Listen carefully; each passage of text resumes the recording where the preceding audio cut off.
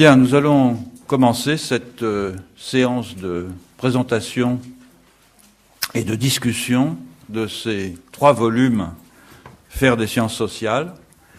Donc je vais être le modérateur. Je voudrais d'abord commencer par dire que l'École des hautes études est vraiment un endroit hors du commun. C'est de l'autosatisfaction, bien sûr, mais une autosatisfaction qui, je crois, sera partagée par beaucoup d'entre nous, parce qu'à intervalles réguliers, cette institution se retourne vers elle-même, vers son objet, vers les méthodes des sciences sociales, pour faire un état des lieux, des discussions, des types de complémentarité et d'interdisciplinarité qui peuvent exister entre les différentes disciplines qui la composent. Ça s'est fait, ça a commencé il y a plus de 20 ans maintenant. Ça a pris différentes formes, soit des réunions par groupe de disciplines, soit des réunions thématiques. Dans certains cas, ce sont des publications. Et le dernier état de ce travail réflexif, ce sont ces 3 volumes. Faire des sciences sociales, critiquer, comparer, généraliser. Et pour présenter le projet, je vais demander à Christophe Prochasson, qui est l'artisan, celui qui a fait tenir ensemble toutes les composantes de ce travail, de nous présenter le projet et puis la façon dont il a conceptualisé sa réalisation et mis en œuvre sa réalisation. Christophe. Merci beaucoup, Philippe. Je suis ici, non pas au titre d'auteur, ni même de directeur de volume, mais au titre de directeur des éditions de l'École des hautes études en sciences sociales, qui, à la différence de beaucoup de presse universitaire, n'est pas simplement un outil de valorisation du savoir en sciences sociales, mais bien un partenaire de la recherche. Autrement dit, je n'ai rien fait, et l'équipe dont je suis le responsable n'a en principe rien fait, mais nous avons eu un rôle comme interlocuteur constant d'un groupe de nos collègues, de chercheurs, dont vous avez ici les 2 représentants, et qui ont œuvré à la réalisation de ces 3 volumes. Alors, je voudrais, en matière d'introduction, vous livrer quelques réflexions brèves, je vous rassure, qui permettent de comprendre pourquoi les éditions de l'École des hautes études en sciences sociales ont pris cette initiative, car elles ont été, en effet, à l'origine de ce travail. Mais Philippe, si tu me permets un petit mot avant d'entrer là dans le vif du sujet, je voulais d'abord saluer ceux d'entre vous qui sont des anciens de l'École des hautes études en sciences sociales, puisque c'est à cette occasion, à l'occasion de la création de cette association d'anciens élèves de l'école que nous nous retrouvons ce soir. Et je voulais aussi remercier Laurent Dapp, qui a énormément œuvré pour la création de cette association et notre réunion de ce soir. Ceci dit, je voudrais en effet rappeler que depuis plusieurs années déjà, le thème de crise des sciences sociales semble s'être imposé. Le constat de cette crise, que je mets naturellement comme il convient entre guillemets, prend plusieurs formes. Pour les uns, c'est la fin des grands modèles théoriques et la prétendue ou réelle d'ailleurs disparition de grandes figures qui attesteraient un recul définitif des sciences sociales pour lesquelles, qui plus est, la France a été longtemps une terre d'innovation.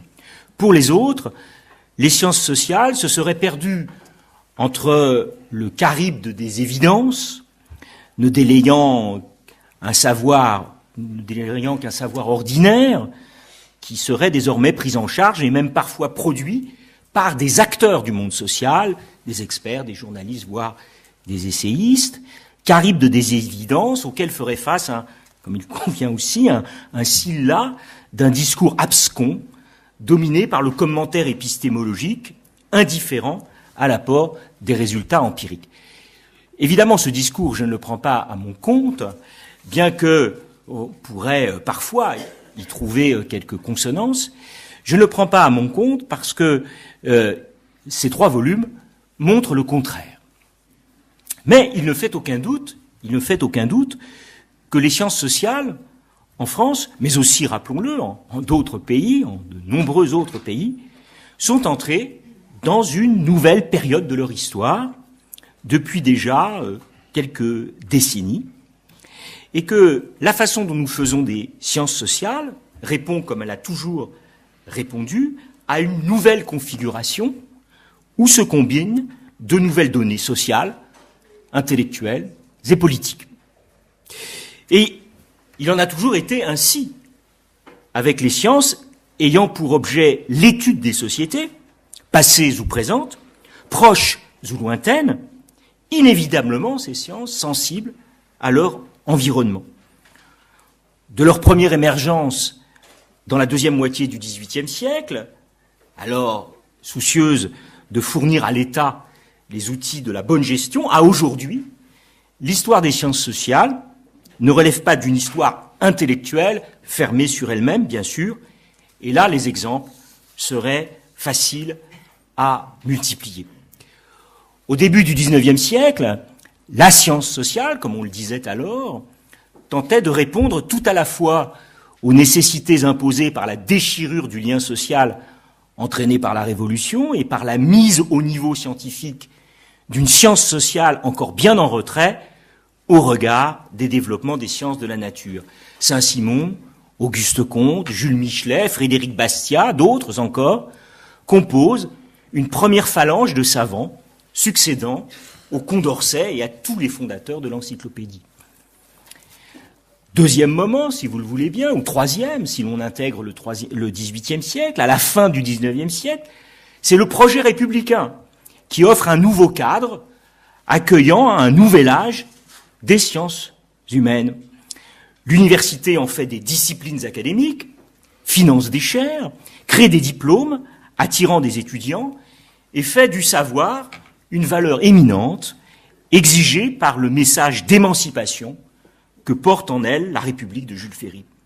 Sociologues, ethnologues, juristes, économistes, historiens ont alors pour nom Émile Durkheim, Lucien Lévy-Bruhl, François Simian, Henri Baire et tant d'autres aussi. Les sciences sociales se penchent alors une nouvelle fois prioritairement sur les conditions de fabrication du lien social au moment où, notons-le, les nations s'affrontent. Quatrième moment, les années 60 et 70, celles qui nourrissent les plus grandes nostalgies le plus souvent. Le marxisme, récemment introduit dans la vie intellectuelle, étaye alors souvent des approches renouvelées du social. Un nouvel âge d'or, donc, fait de grands noms, Barthes, Bourdieu, Foucault, Lévi-Strauss, Althusser, etc., dans toutes les disciplines, et de grands massifs théorico-épistémologiques illuminent ce nouveau moment, au point, comme je le disais, qu'il alimente toujours et encore, nombre de nostalgies. Rappelons-en néanmoins quelques coordonnées qui permettent d'en souligner l'absolue singularité. Un nombre limité de chercheurs s'adressant à un public d'étudiants encore peu nombreux, issus des classes moyennes cultivées, un empire du livre et de la revue, non disputé par d'autres médias, des médias audiovisuels, entamant une carrière sur le modèle classique républicain, leur conférant une mission prioritaire d'information et d'éducation, un environnement politique qui pousse en avant les valeurs de dissidence et les pratiques de contestation, un État fort, enfin, et puissant, disposant de moyens. Ce modèle s'est progressivement délité, nous le savons, dans les 30 dernières années, et il n'y aurait, je crois, aucune pertinence à tenter de le réveiller. Une telle ligne de conduite n'est à même, je crois aussi, que d'engendrer des illusions et déceptions. Autrement dit, parler, comme on le fait trop facilement, de déclin ou de crise des sciences sociales aujourd'hui, revient à ne considérer qu'une partie du bilan au détriment de son ensemble. Et c'est précisément ce qu'ont voulu montrer, ou contribuer à montrer, les auteurs des 3 volumes de Faire des sciences sociales. Un dernier mot pour introduire mes collègues et mes amis, pour souligner que ce travail a été d'abord un travail collectif. Ces 3 ouvrages ont résulté d'une série de séances de travail tournant autour d'un comité de rédaction et aussi de séminaires de travail où ont été discutés ces articles. Autrement dit, il ne s'agissait pas là d'un ouvrage collectif fait d'articles appelés en quelque sorte à distance, mais des livres pensés, articulés, produits par un véritable collectif de chercheurs.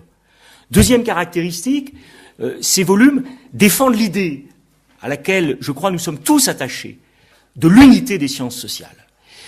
Ces volumes ne sont pas disciplinaires. Nous aurions pu faire, de façon un peu paresseuse, un volume sur l'histoire, un autre sur l'anthropologie, un 3e encore sur la sociologie, mais nous aurions d'abord oublié beaucoup de disciplines et ça aurait été, je crois aussi, trahir le message scientifique que nous voulons porter.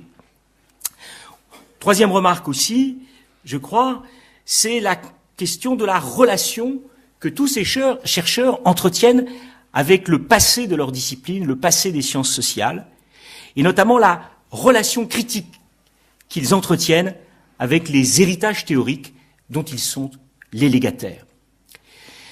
Enfin, je finirai sur ce point et sur une note un tout petit peu institutionnelle. Il y a aussi, c'est important de le souligner, dans ces volumes, une dimension générationnelle. Alors ce ne sont pas tout à fait des enfants, encore que je crois que nous sommes jeunes maintenant très très longtemps, n'est-ce pas Jocelyne ?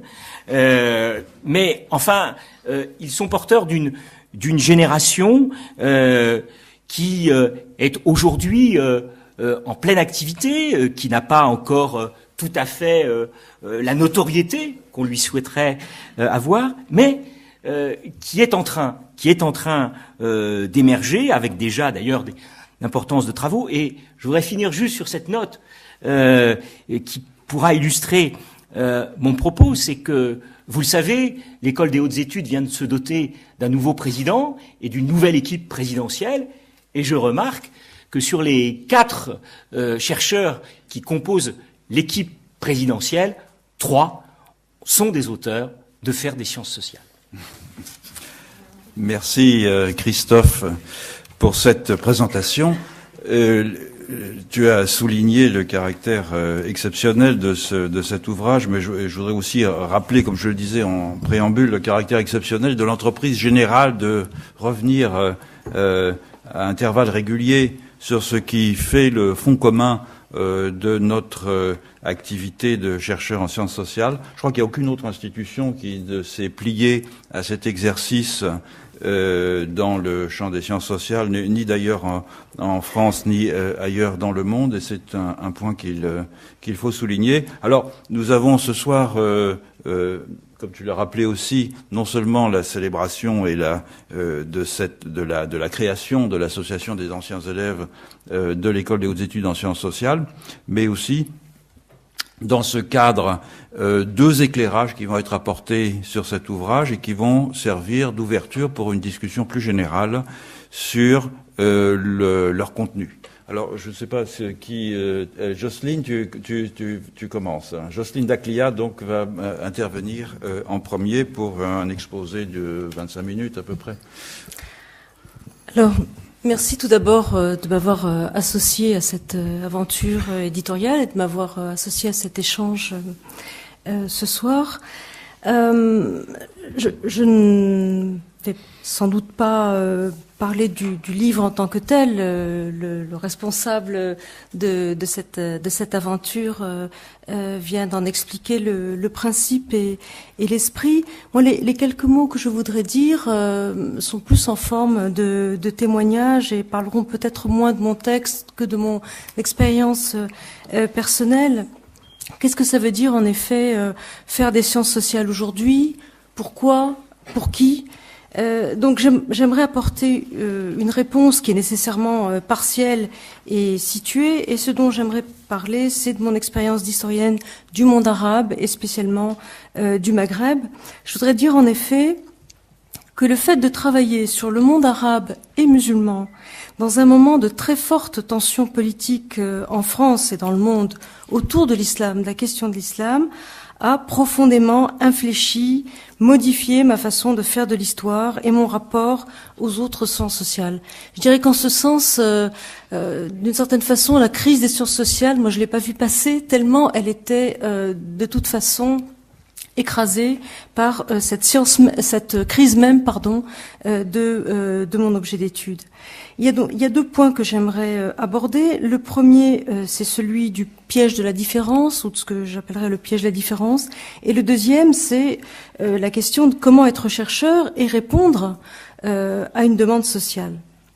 Quand j'ai commencé à m'intéresser à l'histoire, c'est l'anthropologie historique qui était à son apogée. C'était l'époque où vous vous en souvenez tous, les travaux de Jacques Le Goff, d'Emmanuel Leroy-Ladurie trouvaient un très large public, rencontraient un très large écho dans la société. C'est-à-dire que cette manière nouvelle pour les historiens de poser que le passé était exotique, que notre passé était exotique et nous renvoyait à d'autres mentalités, pour reprendre le terme clé de l'époque, ou à d'autres cultures, comme on dirait plus volontiers aujourd'hui.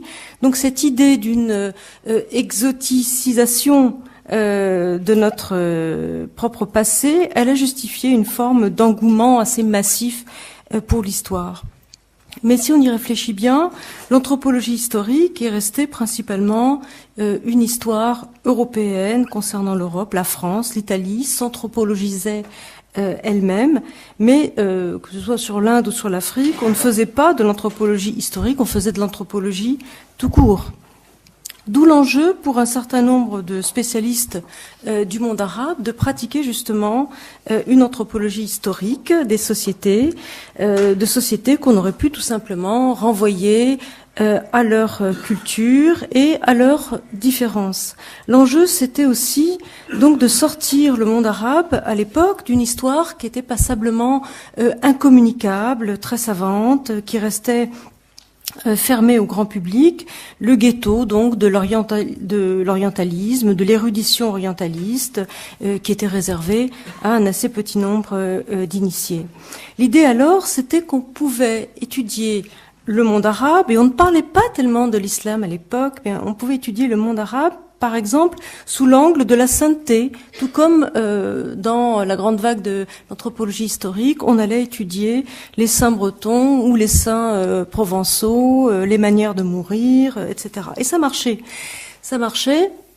Il y a eu notamment une quantité de travaux sur la sainteté, notamment au Maghreb. Et là, on voyait bien que la question de l'islam ne faisait absolument pas obstacle. Il n'y avait pas de barrière de l'altérité liée à la religion musulmane. Et la démonstration donc se faisait qu'on pouvait appliquer les mêmes outils conceptuels, les mêmes outils intellectuels de part et d'autre de la Méditerranée. Or, le paysage intellectuel a très profondément changé au cours des années 1980, avec l'émergence d'une crise profonde autour de l'islam en France et au-delà de la France, bien sûr, si bien que la question du même ne prenait plus du tout le même sens et que la question de la différence ne prenait plus du tout, bien sûr, le même sens. En deux mots, je voudrais dire tout d'abord que sur un plan civique, l'émergence de l'anthropologie historique en tant que fascination pour une altérité du passé, mais aussi une altérité au plus proche, je la relie à son contexte politique des années 1970, qui était sur le plan de l'immigration en France, des années de militantisme, d'engagement en faveur du fameux droit à la différence des immigrés. Et selon moi, ça constituait un piège, autant sur un plan politique que sur un plan scientifique. C'est-à-dire que le droit à la différence a réifié la différence. Et sur le plan de la recherche, l'histoire des mentalités a au bout du compte accrédité au moins de manière implicite, l'idée qu'il y avait bel et bien des mentalités différentes. Et dans notre travail d'historien, en l'occurrence du monde arabe, nous étions de plus en plus renvoyés par nos collègues historiens de la France ou de l'Europe à une sorte de postulat de la différence des Arabes, postulat de la spécificité de l'islam. Donc l'islam devenait dans ce moment un élément irréductible. Ce qui fait que j'ai développé au passage une certaine prudence à l'égard du label de l'anthropologie historique. Bon, j'assume toujours ce que je fais comme étant une anthropologie historique dès lors que j'essaie de pratiquer une histoire à l'échelle de plusieurs régions, pays, plusieurs sociétés, pour comprendre des logiques dans le temps long des sociétés, pour comparer aussi des modèles de société. Mais je me méfie terriblement maintenant du culturalisme inhérent à l'anthropologie historique et, je dirais, dans une large mesure, à l'anthropologie tout court. En effet, à faire de l'histoire, je dirais qu'on s'aperçoit souvent que la part de la culture, elle est beaucoup plus mince qu'on ne pourrait le penser a priori. Et c'est le sens de la contribution que j'ai publiée dans l'un des volumes donc de la trilogie des sciences sociales, qui en gros pose la question comment traiter la Méditerranée, pour en résumer l'argument en quelques mots, la Méditerranée entre Europe et Islam, la Méditerranée au contact, comment la penser et comment penser le contact même. On a spontanément en tête une sorte de culture méditerranéenne, enracinée dans une morphologie physique, dans un climat. L'anthropologie des années 1960-70 a, comme vous le savez, mis à mal ce modèle du socle méditerranéen, même s'il connaît régulièrement des résurgences. Et donc, on ne peut plus raisonnablement penser la Méditerranée comme une entité, qu'elle soit physique ou culturelle. Et je passe pudiquement sur la question politique de l'Union pour la Méditerranée, qui fait appel à cette vague idée méditerranéenne, mais sur un mode, au fond, un peu incantatoire. Alors, l'autre façon de traiter la Méditerranée, c'est d'y voir, au contraire, une frontière par excellence, le lieu où se clivent, se séparent le nord et le sud, l'Europe chrétienne et l'islam. Là, je vous renvoie bien sûr à Henri Pirenne et ses avatars. Ce type de perception, donc d'une sorte de dérive des continents, est la formule qui a été le plus sollicitée depuis au moins décennies, et notamment, bien sûr, après le 11 septembre et avec la parution du choc des civilisations de Huntington. Donc on voit bien que la politique de fermeture des frontières européennes au sud est en résonance immédiate avec le débat civique en termes de représentation historique. Il y a des connexions évidemment étroites entre le politique et ce discours civique ambiant. Le processus de construction de l'Union européenne, après la chute du mur de Berlin, a induit d'une certaine façon une remontée vers le nord du centre de gravité de l'Europe, au détriment d'une prise en compte de la Méditerranée dans les représentations identitaires, dans l'histoire de soi finalement. Alors, plus que jamais, on met l'accent sur les différences culturelles, qu'on les attribue ou non à l'islam, mais c'est bien souvent à l'islam qu'on impute ces clivages, et la culture est presque toujours première dans les débats, ou en tout cas les formulations en termes de différences culturelles. Et face à cette lecture clivante de l'histoire, beaucoup d'historiens, mais aussi de spécialistes de littérature par exemple, se sont mis à essayer de refaire du lien finalement, à essayer de surmonter ce fossé, non pas seulement pour des raisons de bien-pensance ou des raisons politiques, civiques, mais tout simplement parce que c'est une réalité fausse. Or, pour montrer qu'il y avait des contacts malgré tout en Méditerranée, la plupart d'entre eux, finalement, peut-être parce que dans ce renouveau des études méditerranéennes, il y a beaucoup d'Américains qui sont inscrits dans une perspective déjà assez multiculturaliste.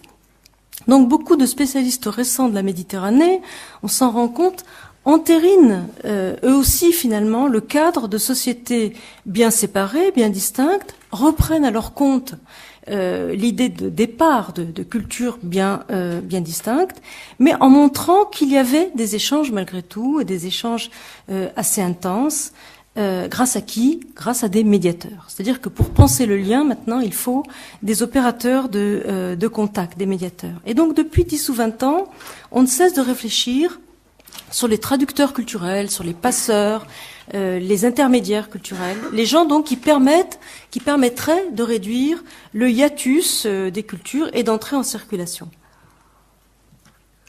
Alors ce courant de recherche est très intéressant, mais pour moi il a une limite et c'est là que j'investis une partie de mon énergie de chercheur. Sa limite, c'est qu'il présuppose donc que toute dynamique, au fond, va venir de ces médiateurs, de ces gens de l'entre-deux, individus ou groupes assignés au contact. On va, si vous voulez, entériner l'idée que ce sont eux les porteurs de changement, de modernité, les porteurs de transferts culturels, les sociétés au contact, elles, étant beaucoup plus amorphes, beaucoup plus passives. Et on voit bien que pour le cas du monde islamique, il y a là une conséquence très, très importante, et même très grave, c'est-à-dire qu'on va survaloriser notamment la capacité à faire du lien, à créer de l'initiative et du contact, de gens qu'on considère déjà comme étant identitairement dans un entre-deux, c'est-à-dire les minorités juives et chrétiennes des sociétés islamiques. On va en faire des porteurs de modernité au détriment des composantes majoritaires des sociétés islamiques qui sont les musulmans. Or, quand on regarde la question des circulations et des contacts en Méditerranée entre Europe et islam, on se rend compte qu'il y a aussi une présence massive de musulmans dans ces circulations, quand on regarde de plus près. Et on constate qu'eux aussi avaient une familiarité avec l'Europe, connaissaient les langues européennes éventuellement. Et donc la figure un peu héroïsée du médiateur dans ces contextes, quand on prend en compte cette donnée, elle n'a plus du tout la même pertinence.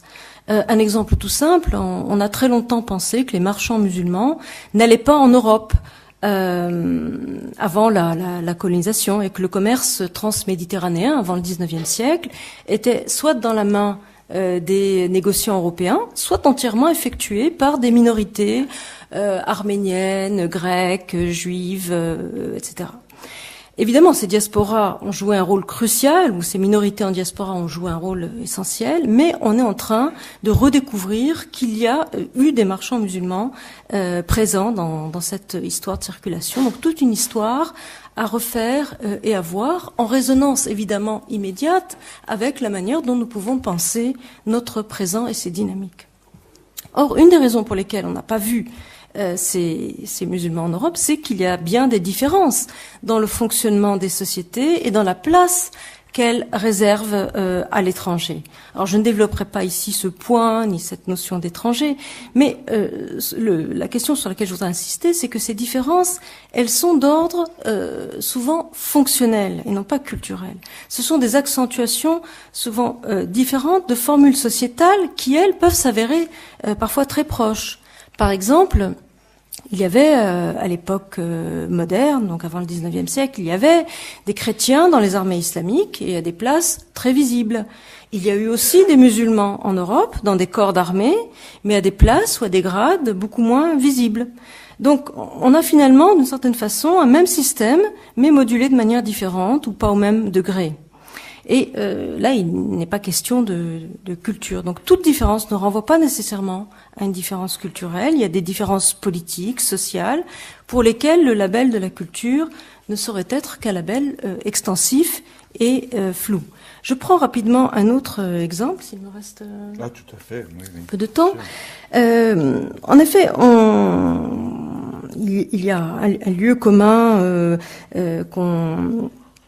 qui revient de manière assez récurrente et dont on a beaucoup discuté ces derniers temps avec les révolutions arabes, c'est la question du despotisme dans le monde islamique, et c'est une question qui m'intéresse beaucoup.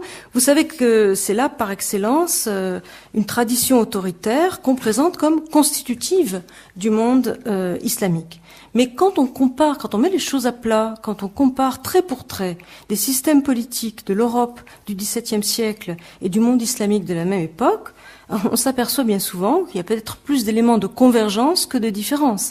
Et c'est, en un sens, encore plus vrai au XIXe siècle avec l'absolutisme européen.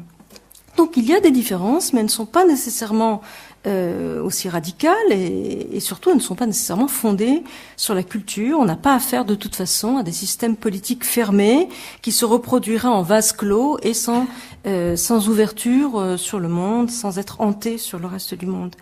Pour le cas des régimes autoritaires, moi je pense qu'au bout du compte, s'il y a bien une spécificité, c'est une spécificité récente, voire très récente, qui se fige au XXe siècle, peut-être même dans la deuxième moitié du XXe siècle et pas avant.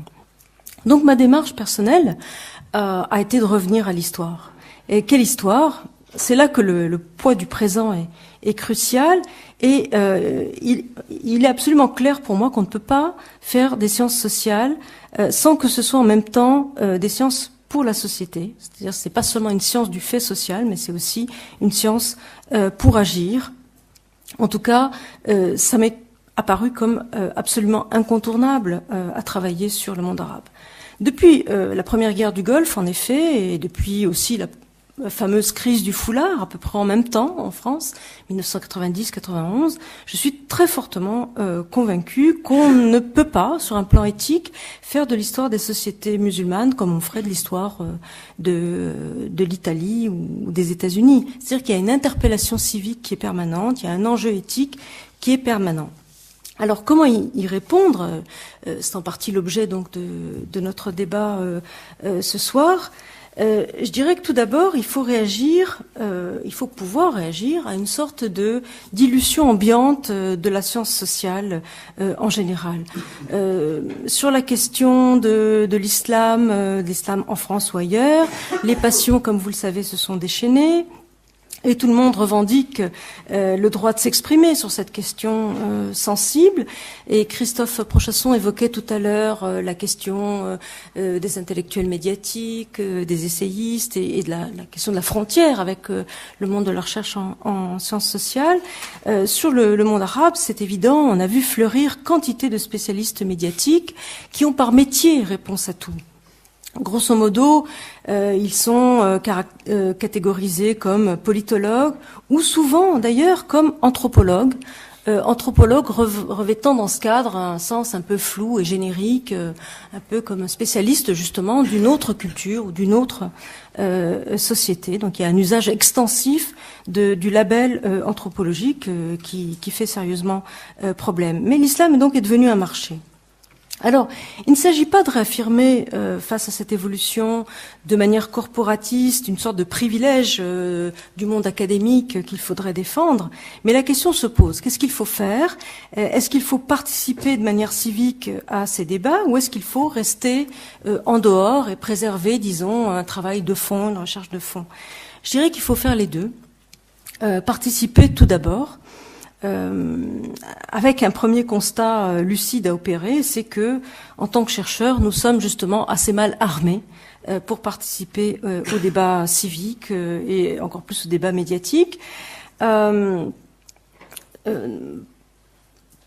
Parce que, tout simplement, par nature, par définition, un chercheur en sciences sociales, c'est quelqu'un qui va débrouiller les choses dans leur complexité, qui va désintriquer des éléments complexes, enchevêtrés. Donc notre démarche de recherche, elle est par nature faite de nuances et la nuance n'est pas du tout ce qui est demandé dans un débat médiatique et grosso modo, et là c'est particulièrement caricatural depuis le 11 septembre, on nous demande d'être pour ou contre l'islam. Il y a des rôles à distribuer, il faut être blanc ou noir. Donc notre contribution passe très mal et très peu.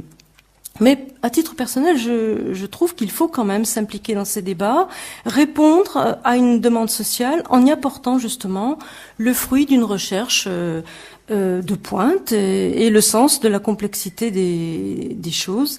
Par exemple, j'ai coordonné un gros travail collectif sur la présence des musulmans en Europe avant les problématiques de l'intégration du XXe siècle.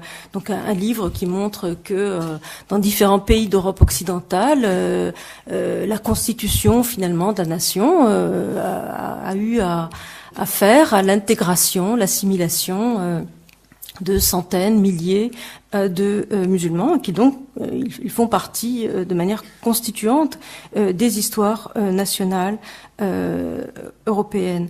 Cet ouvrage a été publié l'année dernière, mais avec un écho finalement très faible, qu'il faut accepter avec humilité. On est dans un temps de réception très lent des idées, lorsqu'on bouscule des cadres d'évidence et, d'une certaine façon, lorsqu'on dérange, notamment le débat sur l'identité nationale.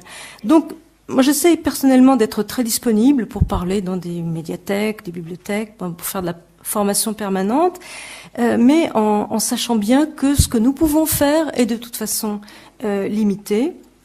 Il n'en faut pas moins répondre donc à une demande sociale et à une tension dans la société. Sur un autre plan, en sens inverse, je dirais que la révolution tunisienne est aussi c'est une question qui m'a profondément bouleversée sur un plan personnel et bousculée.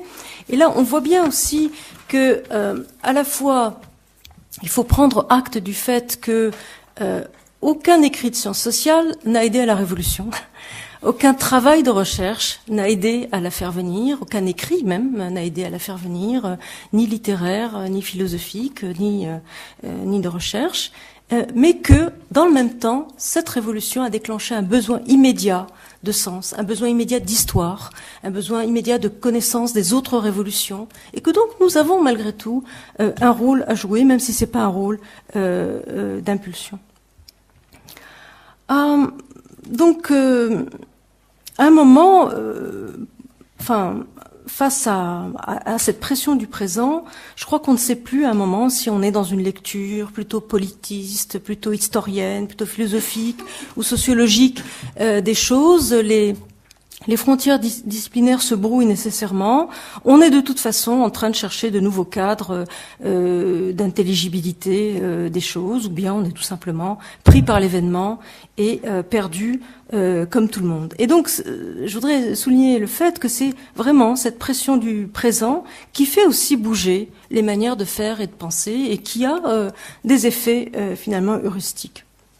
Alors, pour conclure, je voudrais dire aussi, en sens inverse, que par rapport à ce poids écrasant de la conjoncture politique, il faut aussi résister par la recherche. C'est-à-dire que la recherche ne doit pas devenir une recherche instrumentale, et l'éthique, la responsabilité civique ne nous transforme pas non plus en experts instantanés, en experts à la demande. D'autant plus que dans ce cas de figure, nous sommes constamment dans une réponse, dans une forme perpétuelle d'après-coup, de contre-discours. Il y a une offensive contre l'islam, contre le monde arabe, contre l'immigration, etc., qu'elles viennent du Front National, qu'elles viennent du ministère de l'Intérieur, ou de tels intellectuels islamophobes plus ou moins déclarés, et on se demande s'il faut répondre ou ne pas répondre. Et donc, c'est toujours répondre. C'est toujours répondre, et sur un terrain mouvant qu'on n'a pas formaté, répondre à des questions qu'on n'a pas soi-même formulées et qui donc sont nécessairement mal formulées. Alors qu'il faut au contraire avoir une force de proposition d'une part, et d'autre part, il faut préserver les conditions d'une sortie de crise, parce que la société évolue. Et que notamment la place des musulmans dans la société française, pour en rester au cas de la France, ne sera plus la même dans 10 ou 20 ans, et qu'il faut avoir justement des éléments de rebond pour repenser finalement la société. Donc concrètement, moi j'ai fait le choix de travailler sur les périodes de l'histoire du monde arabe qui sont les moins connues, parce qu'on pensait que c'était celle justement du déclin, pour essayer de discuter justement cette perspective décliniste qui est tellement enracinée dans le sens commun quand on parle de l'islam ou des Arabes. Donc, ni l'âge d'or médiéval, ni les périodes contemporaines avec la colonisation, etc. Donc, il y a pratiquement personne en France qui fasse de l'histoire du monde arabe entre le XVIe et le XVIIIe siècle. C'est quand même assez ahurissant. Et donc c'est là, à mon sens, que je trouve qu'il y a matière à œuvrer pour l'avenir, mais aussi à préserver ce que j'appelle donc une force de proposition qui va être nécessairement, qu'on le veuille ou non, et qu'on s'en glorifie ou non, la production d'une pensée à contre-courant. Et voilà, c'est un projet, un programme finalement ambitieux, mais sur une base extrêmement modeste, qui est celle de réagir à la pression des circonstances.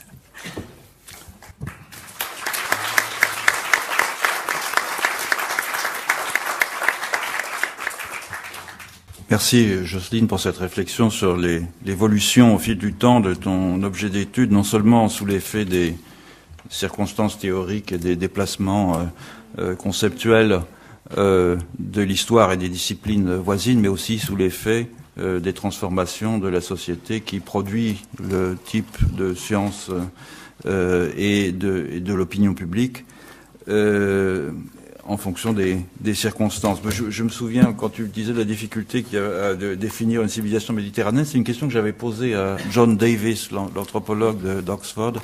Il m'avait répondu, c'est très simple, c'est la moustache. Je pense que... D'homme, ça.